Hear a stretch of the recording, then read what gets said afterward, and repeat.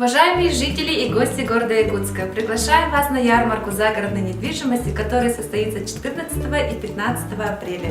В рамках ярмарки будут представлены более 800 земельных участков по направлениям: Покровский тракт, Сергелявское шоссе, местность Сергелях, Сот-Птицевод, Вилюйский тракт, Намский тракт, микрорайон Марха, Хатасы и микрорайон Даниловка. Только в эти дни у вас появится возможность получить бесплатную консультацию от строительных компаний Саха-Демберстрой, Аргызстрой, Алластрой и Саха-Дом.